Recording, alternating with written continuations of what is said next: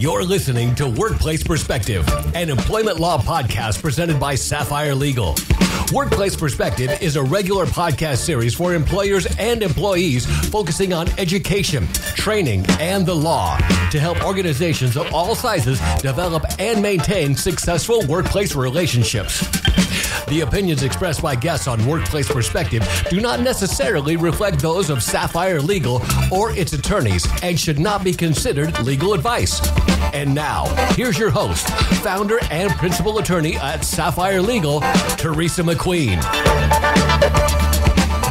Thank you, James, and welcome everyone to Workplace Perspective, where we are striving to raise the bar at workplaces everywhere.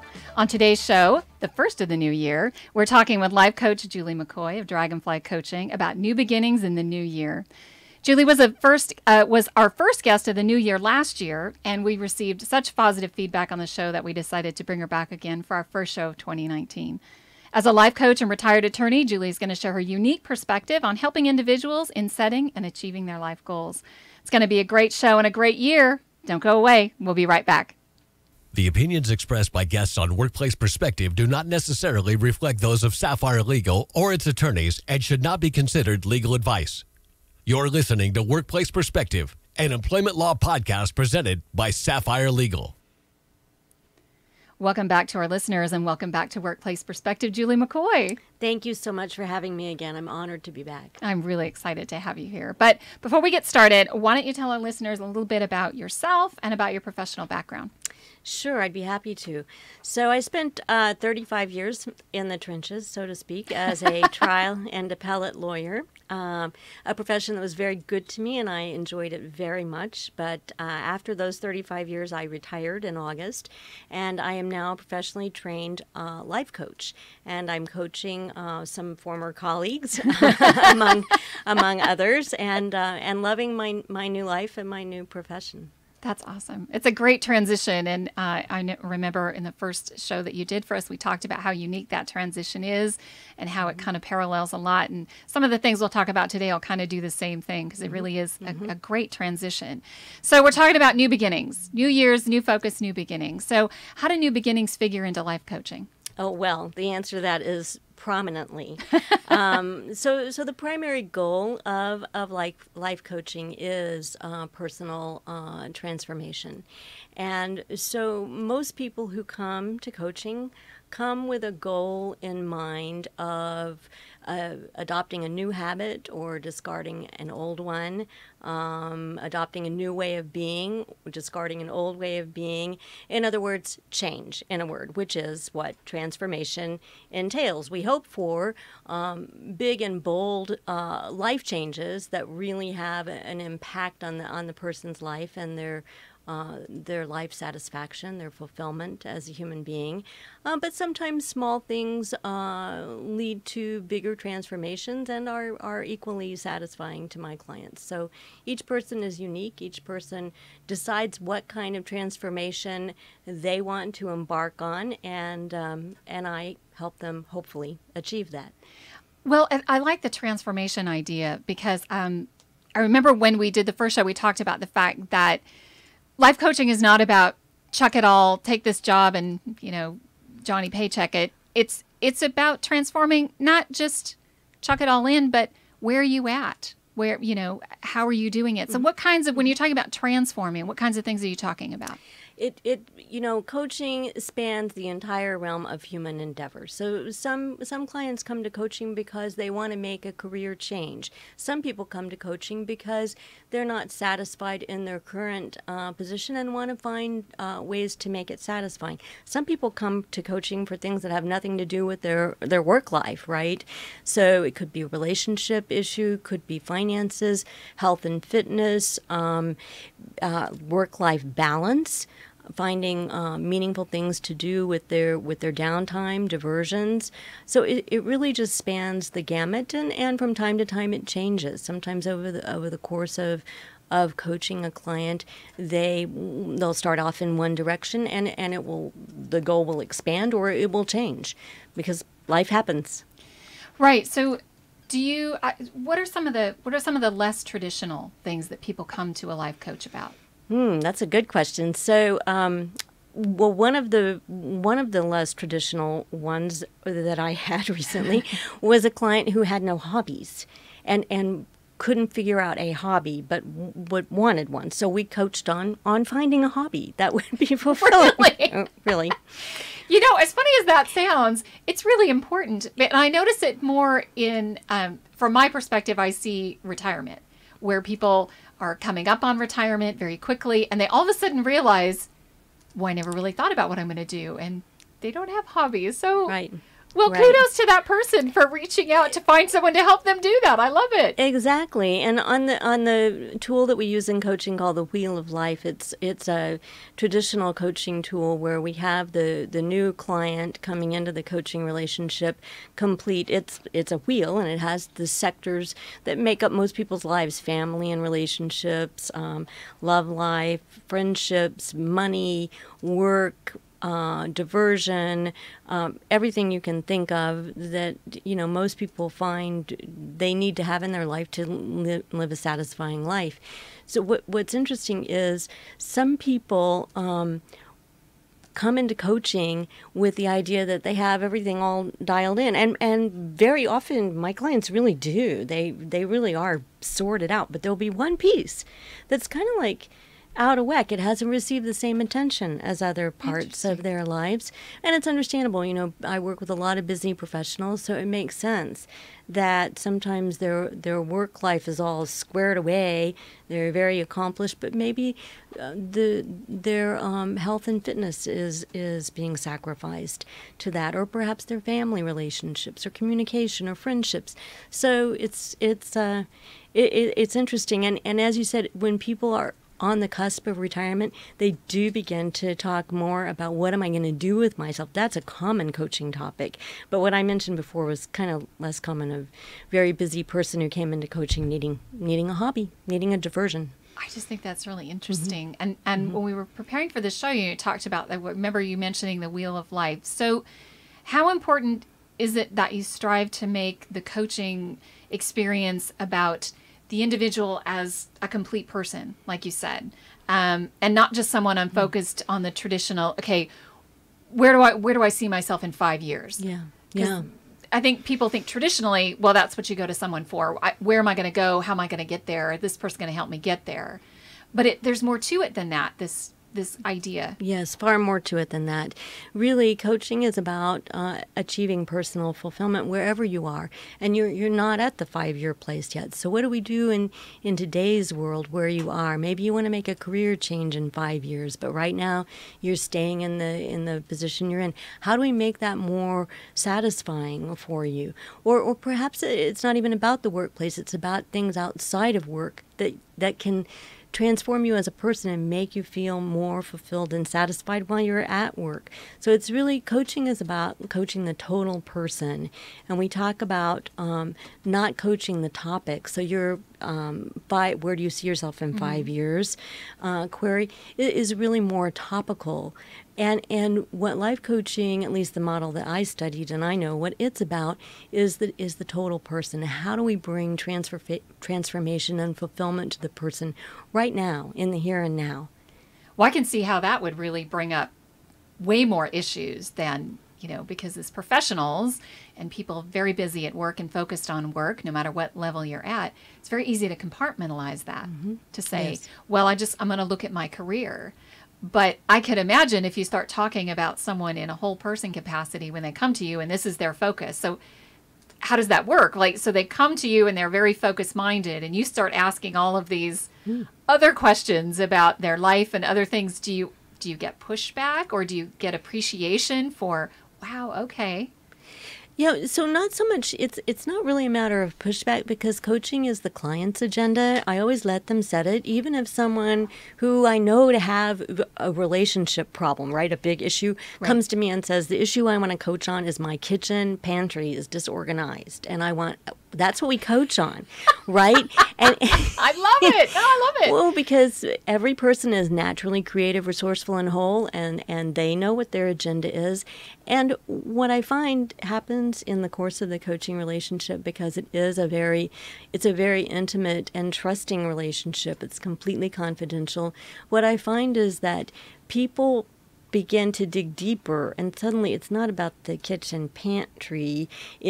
There's some other things going on that provide a richer playground for coaching around than something more mundane.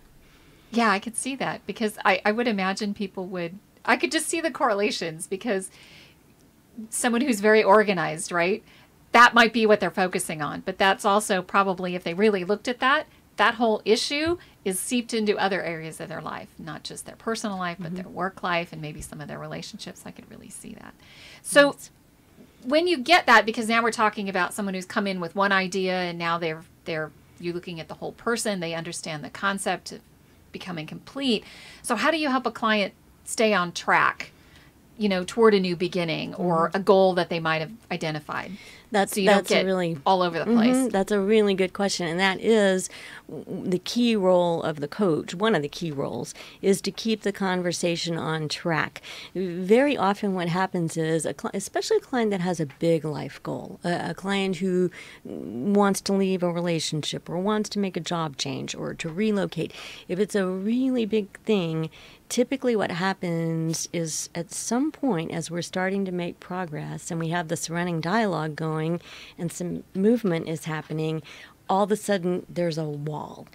And sometimes that wall shows up as just procrastination. Oh, I didn't do my homework. I didn't get to it because other things you have happened. Homework? Sometimes there's homework. That's part of the process. Dang. Yeah. But a lot of it's really fun, and some of it is no more complicated than just contemplating what we call an inquiry, to think about something over a period of time in between the coaching sessions. But anyway, what happens very often is just when the client's on the cusp of making a breakthrough, we'll see the barriers start to appear. And sometimes they're real because, like I said before, life happens, and I understand that. And, what I have to do as a coach is try to ferret out, well, was that life happening that caused my client to not do what he or she committed to do at our last session? Or is it really another voice, a saboteur's voice coming in from behind saying to my client, what are you doing? You can't do that. Are you kidding me? You're going to fail. And so those recordings in our heads, right? Exactly. Yeah. And sometimes they're not even in our heads. Sometimes they're people in our lives, right? Yes. Because when we try to make big changes, the people who are close to us, that sometimes makes them uncomfortable too. So sometimes they're in our head, but sometimes they're spouses, parents, friends, right? Loved ones. Yeah, yes. Right. Well-intentioned. Very well-intentioned. Well-intentioned, yes. but yeah, change is a difficult process. It's uncomfortable. It's uncomfortable for the person doing it and for those who are close to us watching us do it. All right, that's awesome. Well, we're going to take a quick break, and when we come back, Julie's going to share more life goal insights and some tips and insights into this great area of life coaching. Stay with us. We'll be right back.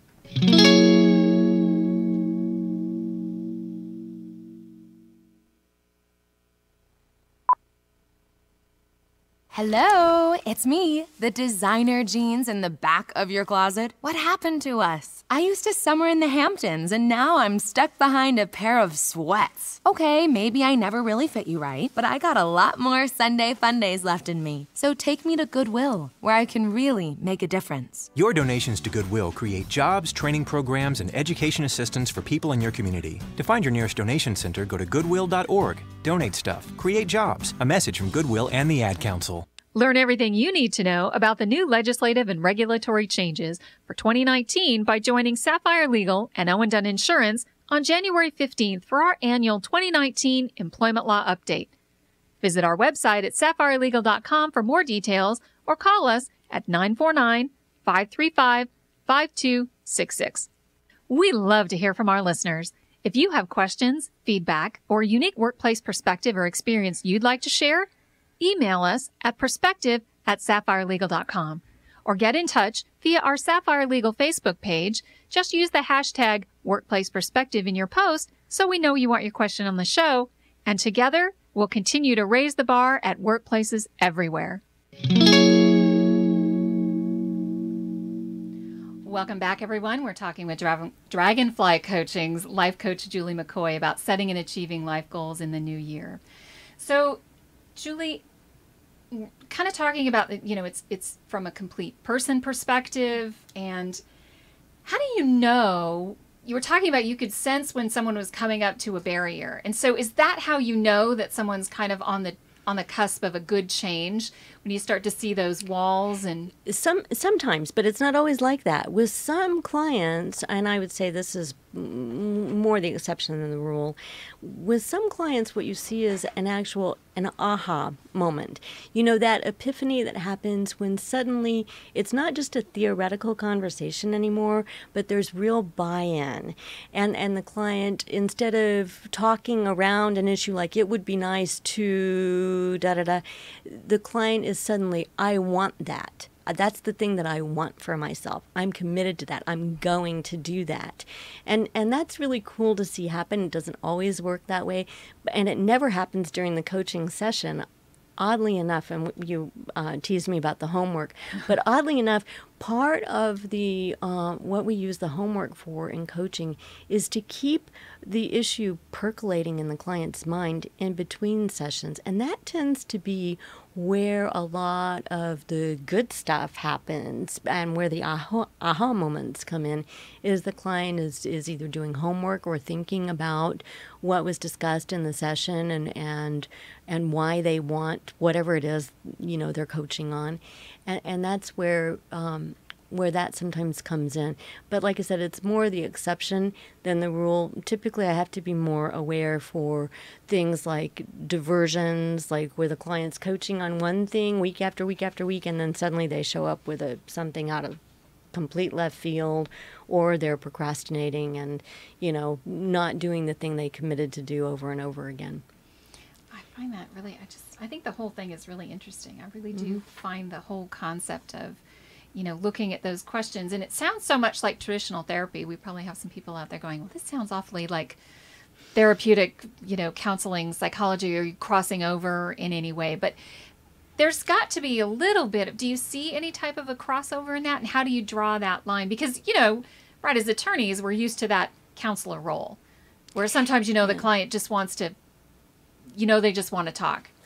And so you take that on, but no, it's actually, coaching is very different from traditional psychotherapy. Some people like to, and I don't totally buy into this, but some people like to say that psychotherapy is about what happened in the person's past and coaching is about the future. But that isn't entirely true, because therapists work with their clients' futures too. I think what is different is that, and I'll just speak from my own experience, my clients are very highly functioning individuals. If I sense that there's some really deep-seated emotional issue, I will refer them out to a therapist. I'm not a therapist. I'm not licensed to do that work. So my clients most of them have already achieved a lot in their lives. And as I said before, they're pretty much like 90% sorted out, and there's 10% that is not fulfilling to them. It's not working the way they want it to.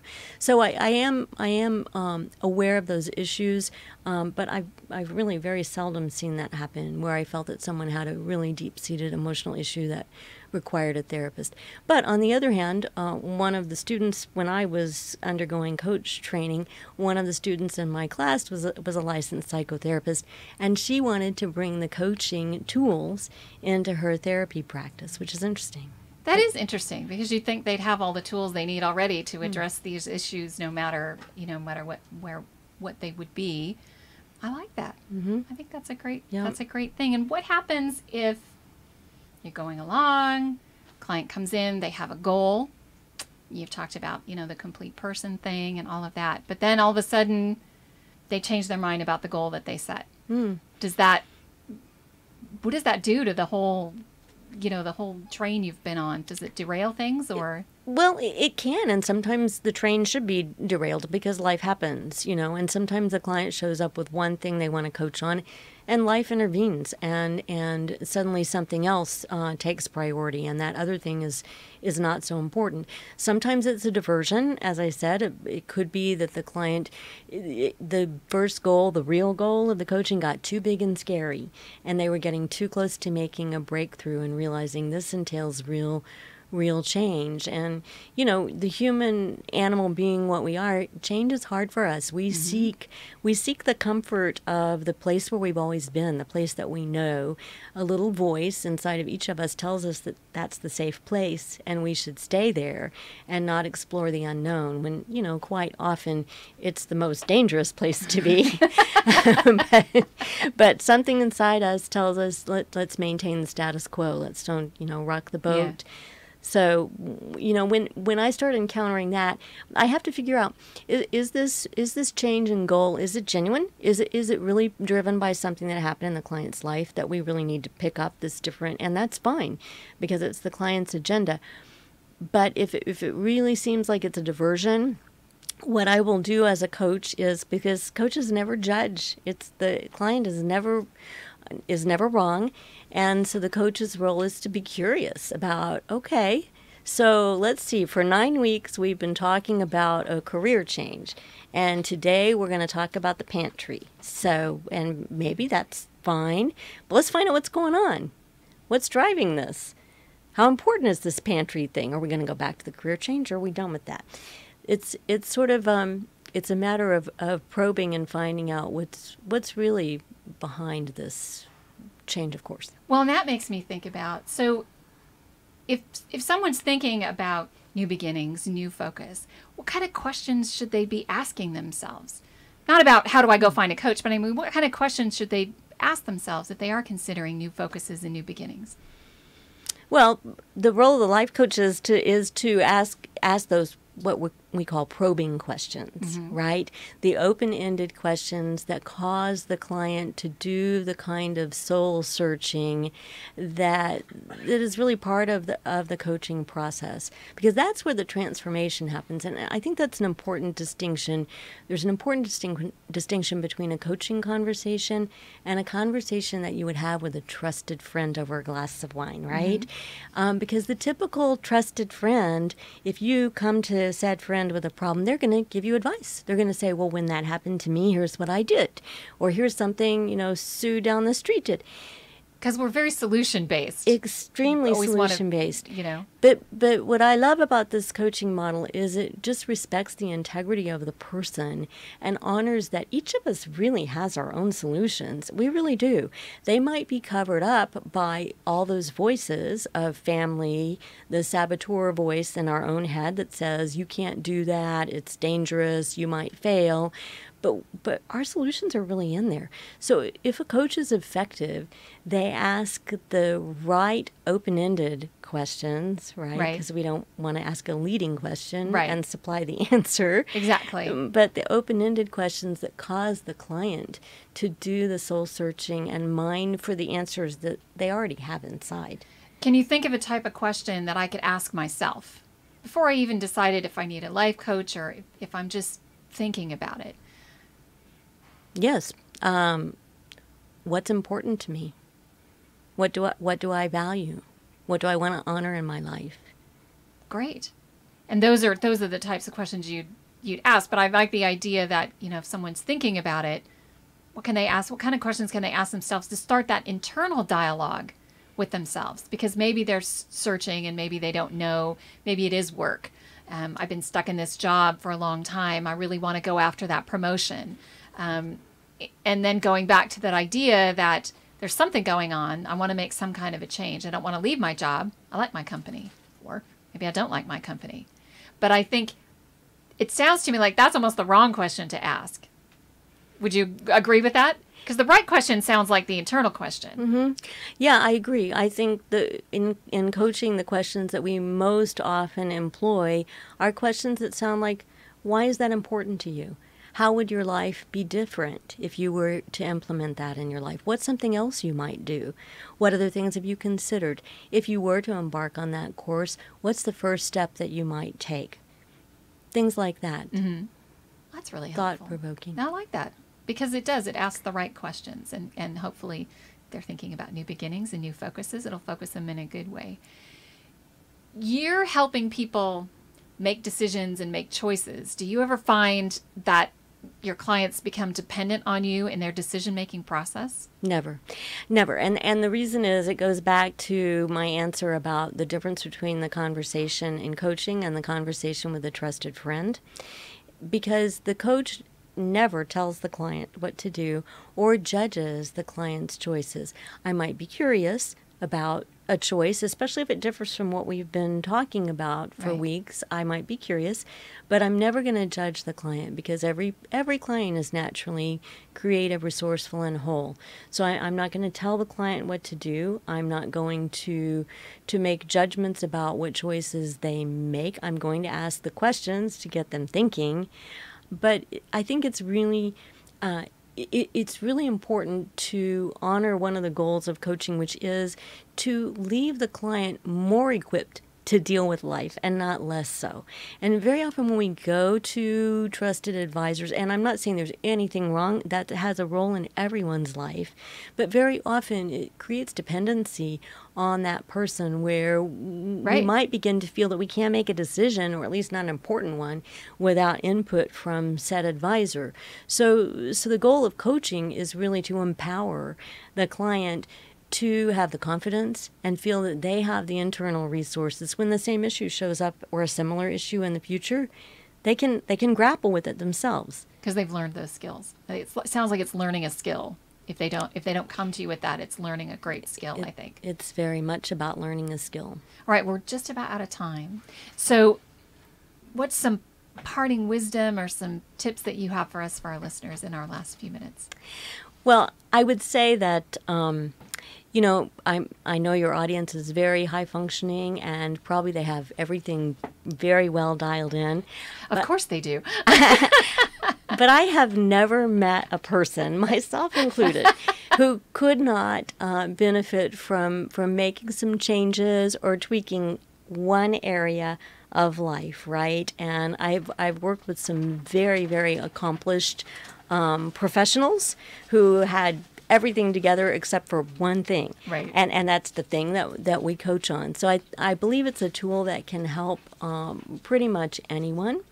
And most life coaches offer free sample sessions. It's very hard to understand what coaching is from talking about it. Right. You really have to experience it. So most coaches, myself included, offer free sample sessions. All you do is you show up with your topic, whatever it is, big or small, and you spend a half an hour kicking it around, and you get a feel for what coaching is about and whether it might serve you or not. All right. Great advice. Well, that's our show for today. I want to thank you so much, Julie, for joining me on our first show of the new year. Thank you for having sharing me. This great expertise that you have and providing our listeners with all this great information. Thank you. If you want to find out more about Julie and Dragonfly Coaching, you can find them on the web at dragonflycoachjulie.com. That's DRAGONFLY, coachjulie.com. You can also connect with Julie via our website at sapphirelegal.com/podcast and clicking on episode 16. I want to also thank our listeners for joining us, my radio angels, James and the Knave at Night, and Workplace Perspectives team extraordinaire, engineer-producer Paul Roberts, with music provided by the very talented Stephen Versaloni. Thank you all for joining us on Workplace Perspective, and until next time, keep raising the bar.